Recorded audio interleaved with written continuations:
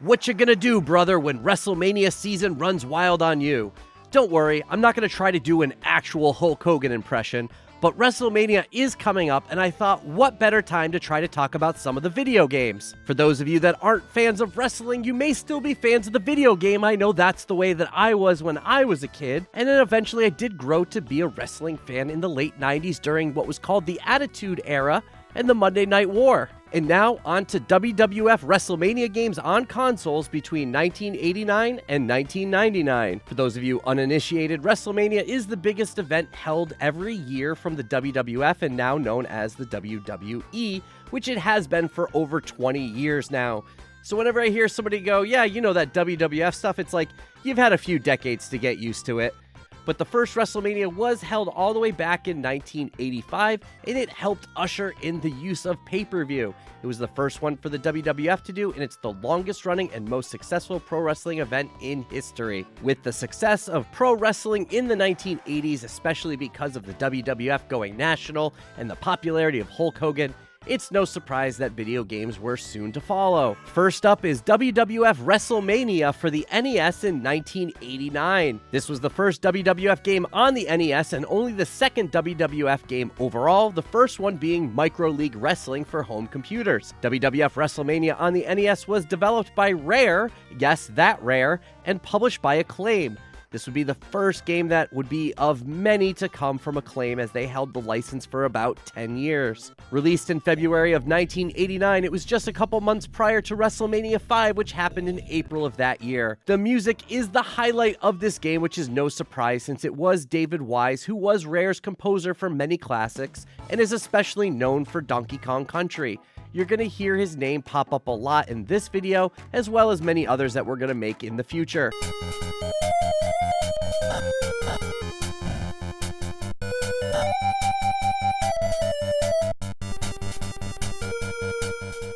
The music consists of making chiptune versions of the actual theme music that you would hear from these wrestlers, and while the game itself isn't all that great, the music was really cool to listen to as it had that nice NES feel that you would expect, and David Wise's little touch to them. You have only 6 wrestlers to choose from. You have Hulk Hogan, duh. Andre the Giant, Macho Man Randy Savage, the $1 Million Man Ted DiBiase, Bam Bam Bigelow, and the Honky Tonk Man. Everyone has the same basic move list with punches, kicks, headbutts, a running attack, and a move off of the turnbuckle, with the exception of Andre and Bam Bam, who can't do the turnbuckle move. There is also a body slam move, but also Bam Bam can't do that. Man, he really got screwed in this game, and Honky Tonk Man can't as well. What a wuss. There are some variations based on which character you're using, but for the most part, they all pretty much play the same. To kind of further go along with the whole everybody plays the same, there are no finishing moves, so don't expect to be able to do any of the signature things that would make you think you were playing as those characters. And there's other little quirks like you can't exit the ring, and the top rope moves can only be done from the bottom 2 posts. I know you have to start from somewhere when it comes to video games, but this is definitely very basic. Sometimes your character, after getting beat up a bit, will turn red, which means that he's angry and you'll do more damage. And there'll be these random ass icons that fly across the screen that you can collect that'll give you some health back. They're specific to your character, like Andre having a big foot, and Hogan getting by the Nintendo's No Religion ban by having a crucifix to collect. There are 2 different modes to pick from when playing. You have the one-on-one exhibition mode or a tournament. With exhibition, you can do 1 player versus the computer or 2 player versus each other. In the tournament mode, if you're playing single player, you pick 1 wrestler that you have to beat all the other 5 wrestlers to win the championship. Or you can do a multiplayer tournament with up to 6 players, which means everyone faces each other and the one with the best record at the end wins. The graphics are not much to write home about either because there's no crowd to see, it's just a big black abyss in the background. The characters do kind of look like who you're playing as, but it's a little bit more about looking at the pictures up at the top of the screen, as yes, they cut the graphics in half and you really only play on half of the screen at any given time. Not a whole lot of fun to play, and even Old Gamer Joe kind of compared it to playing like a really basic brawler where you're only fighting 1 person at a time. Next up is WWF Wrestlemania Challenge, which was also on the NES and published in 1990. Once again, it was developed by Rare, which means we get another David Wise soundtrack with more chiptune versions of theme songs. And it was published by Acclaim again, but this time under their secret LJN name. This time you have 9 wrestlers to pick from. You have Hulk Hogan, Andre, Macho Man, the Ultimate Warrior, Big Boss Man, Brutus the Barber Beefcake, Ravishing Rick Rude, who was, for a little note, my wife's favorite growing up, Hacksaw Jim Duggan, and Yourself, which was just a generic character that you could play as. We had a real good laugh seeing Yourself, and there's even 2 different theme songs if both players end up picking to play as him. Wrestlemania Challenge was originally developed under the title Survivor Series, which makes sense because they actually add that match type to this game, although it will only be teams of 3, which I would assume would be due to hardware limitations. If you're not familiar, Survivor Series is 2 teams taking on each other, and whenever somebody gets pinned, that just means that they are eliminated from that team, and you keep going until one team survives. They also added regular tag team matches where you'll hit the select button to tag out, and they kind of jump in and out of the ring like a Capcom versus game with the characters tagging each other. I would have to say that Wrestlemania Challenge is the best game of the 8-bit era for WWF Wrestlemania games, as the gameplay was greatly improved with a lot more moves. You have an isometric view of the ring, which makes it a little bit harder to navigate and get to your enemies, but it still was a lot more fun to play. There's also little details like your energy meter being a part of the ring, and there's an actual crowd in the background. It's not the most fun game to play, but it was better than Wrestlemania, and it's going to be better than the later 8-bit entries that we're going to talk about later on in this list. Next up on the list, we jump to the 16-bit era and get WWF Super Wrestlemania, which was published in 1992 for both the Super Nintendo and Genesis/Mega Drive. This time around, it was no longer Rare developing the WWF games. WWF Super Wrestlemania was the first to be developed by Sculptured Software, and they would continue to make multiple games that had similar gameplay like Royal Rumble and Raw, as well as my childhood favorite, Rage in the Cage on Sega CD. And not to sound like a broken record, but it was once again published by Acclaim, and the reason why I mention it though is there were some differences, as the Super Nintendo version carried the LJN logo, and on Genesis it said Flying Edge, which was another one of their little side publishing companies. There's a definite jump in the graphics as we are now in the 16-bit, and the characters look a lot more like the way that you would expect them to. This was the introduction of the now classic tug-of-war gameplay where you do a lot more with grapples, and although there is no meter like the later games, you do just mash buttons to see who will get the advantage, and whichever button wins the grapple determines which move is done. Super WrestleMania does fall into the trap of everybody having the same exact basic move set. If you play on the Super Nintendo, everybody is exactly the same all around, but on the Genesis at least you do get some finishing moves that are specific to whichever character you're playing as. Once again, you'll get single and tag team modes as well as Survivor Series, but this time you can do teams of 4. The Genesis version also has a WWF Championship mode where the player picks one wrestler and beats the rest to become the champion. The rosters do differ between the 2 different versions in both number and who is actually on the roster itself. Both versions have Hulk Hogan, Macho Man Randy Savage, and the $1 Million Man Ted DiBiase, but exclusive to Super Nintendo, you also get Jake Roberts, The Undertaker, Sid Justice, the Legion of Doom, and the Natural Disasters. And exclusive to Genesis, you get Ultimate Warrior, Papa Shango, IRS, the British Bulldog, and Shawn Michaels. As I mentioned before, this was the start of this style of gameplay, and it had improved and evolved over time with later entries, but there is still some fun to be had with this particular game if you do enjoy this style of gameplay, although it's not for everybody. I feel it's kind of love it or hate it kind of style, so there will be times that people will just not enjoy playing this. Your mileage may vary. If you were paying attention before, you will remember that I said that they weren't quite done yet with releasing games on the 8-bit systems, and that brings us to WWF Wrestlemania Steel Cage Challenge.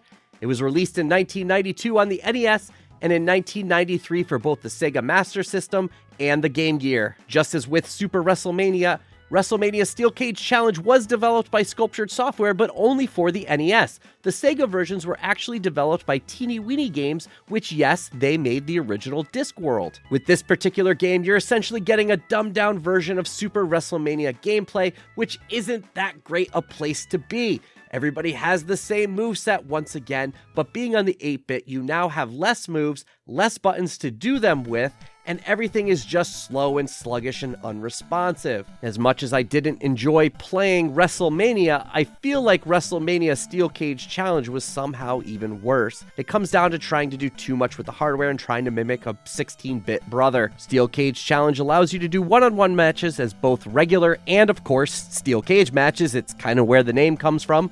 You can do tag team matches and championship modes, which are both for the single and tag team titles where you pick a wrestler or 2, and then you defeat all the rest to become the champions of that particular division. When it comes to the rosters of these games, once again, there's a difference on who is on which roster based on which platform you play on, although they both have 10. Both platforms have Hogan, Savage, DiBiase, IRS, Bret Hart, and The Undertaker, but the NES also has Jake the Snake Roberts, Sid Justice, Roddy Piper, and the Mountie, while on the Sega platforms you get Ric Flair, Papa Shango, Shawn Michaels, and Tatanka. When it comes to the NES graphics, everybody is just a weird brownish color. They're just way too tan, and Jake Roberts kind of looks like a hot dog that's got the little mustard squiggle on it, and they're just really just muddy looking and don't look anything like the actual human counterparts. When playing on the Sega platforms, the graphics are a bit brighter and the gameplay is actually faster, but it still doesn't feel very responsive and it's not any fun either. So sometimes, yeah, it may look better, and you may be a bit surprised by it, but it's not always in a good way. The fifth game on our list does have its origins in the arcade, where it was known as WWF Wrestlemania, but it did get ports to home consoles where it was known as, guess what? WWF Wrestlemania, the arcade game. Published in 1995, it did get ports for the Super Nintendo, Sega Genesis, 32X, PlayStation 1, and the Sega Saturn. Sculptured Software was once again hard at work developing this game for consoles, but it was based on the arcade game originally made by Midway. And this time around, Acclaim was proud to be able to call themselves just Acclaim, no matter which version you played. Simply put, WWF Wrestlemania, the arcade game, is Mortal Kombat meets WWF. It has silly, cartoonish, and unrealistic attacks along with combos and the digitized graphics you would expect. Controls are very similar to Mortal Kombat, where you have 2 punches, 2 kicks, and a block button, but it is set up a bit differently, and obviously you have other special moves that you can do. There are a bunch of different sound bites that were really done by both Vince McMahon and Jerry the King Lawler, and it varies the amount that you get based on which platform you're playing on. The roster in this game is only 8 different wrestlers to pick from. You have Bret Hart, Undertaker, Shawn Michaels, Razor Ramon, Bam Bam Bigelow, Yokozuna, Doink the Clown, and Lex Luger. When playing single player, Mortal Kombat was known for having your choose your destiny, and that's kind of what they did here by choosing between the Intercontinental Championship or the WWF Championship. Depending on which one you go for, that determines how many wrestlers you need to face and how many handicap matches you need to do, which just get ridiculously hard. If you're playing multiplayer, it is limited to only 2-player, and you go up against each other, or you can do co-op as a team against the computer. Sadly, it was not 4-player no matter which version you choose. As you would expect, there are differences between the ports, so let's get into that. First up is the Super Nintendo. With an already small roster of only 8 wrestlers, you would think they would all be in the game, but you would be wrong. There are only 6. There's no Bam Bam or Yokozuna. I don't know if this was just because of the cost of the cartridge memory, or if it's due to the bigger characters making the game run slower. This could also be further proven by the fact that there are only 3 characters on screen allowed maximum in this game, and there is slowdown when you do that. The Sega Genesis version obviously doesn't look as good as on Super Nintendo, but you can have 4 characters on screen, but though you will get some of the slowdown. The 32X version has the better graphics over both the Genesis and Super Nintendo, but strangely only runs at 30 frames per second instead of 60. On Sony PlayStation, you're going to get the closest version to the original arcade game, although you will have to do with some pesky load times, which gets a bit more problematic when you're running a gauntlet where multiple characters come as you beat them. The Sega Saturn version is not quite as good as the PS1 version graphically, and there is some more slowdown when you're playing co-op. With such a small roster and not quite a lot of depth to the actual gameplay itself, WrestleMania the arcade game does wear its welcome out a bit quickly, and it doesn't really get improved much with the sequel that Acclaim made themselves, which was called WWF In Your House and was exclusive to home consoles. And finally, number 6 on our list is the last one, and we definitely saved the best for last, and most people will think this is their favorite with good reason, and that's WWF Wrestlemania 2000 for the Nintendo 64. This was the first game after Acclaim no longer had the license for the WWF, and it was now THQ. THQ had previously published 2 WCW games for Nintendo 64, and now they had the WWF license and continued to evolve that engine that was also the same as Virtual Pro Wrestling 2. Developed by AKI and published in 1999, this is the style of gameplay that most people have the most fond memories for, and its sequel, No Mercy, is considered by many to be one of the best, if not the best, wrestling game of all time. While the graphics sometimes can be a bit laughable, where you have just kind of like a little picture photo that was just pasted onto a 3D model that's a bit blocky, it's the gameplay where everything shines. It's easy pick up and play, and there's still a lot of depth to it. It's one of those easy to play, hard to master. Simply put, the gameplay has two different buttons that you're going to use mainly for your attacks, one for strikes and one for grapples. Tap for light, hold for heavy, and use different directions to vary it up. The L and R buttons are used for your blocks and reversals, and which one you use determines whether it's a strike or a grapple. And then you use the C buttons for other little things like running and turning your opponent to different positions. WWF Wrestlemania 2000 also has a huge roster of over 50 different wrestlers and more that you can unlock. There's also a create a wrestler, you can create belts, you can edit the existing wrestlers, you have single matches, tag matches, four-ways, Royal Rumbles, King of the Ring, pay-per-view, and a single-player mode called Road to Wrestlemania, which just basically takes you through a series of matches. Also very surprising is it has all of their theme songs. I mean, they're highly and obviously compressed, but they're still in there. Wrestlemania 2000 is a game that I could probably do an entire video just about all the different things that you can do in it, but for the sake of time, and you've already watched enough, and thank you for doing so, I'll just let you know this is far and away the best game on the list with Wrestlemania in the name, and I do highly recommend to anybody who's a fan of wrestling games check it out, or any of the other games that AKI developed. So there you go, the 6 games that were made between 1989 and 1999 that had Wrestlemania in the title. They were all WWF still then, and we are in a WWE world now. Wrestlemania is coming up, and I'm sure you're going to have fun playing some of these games to get ready. What were some of the games that you played as a kid on this list, and what were your favorites? And I know it was Wrestlemania 2000, but you know, let's just pretend. All right, thanks again for watching, and remember you can help support us over at patreon.com/idreamofindiegames. Thanks again for watching, and I'll see you in the next video.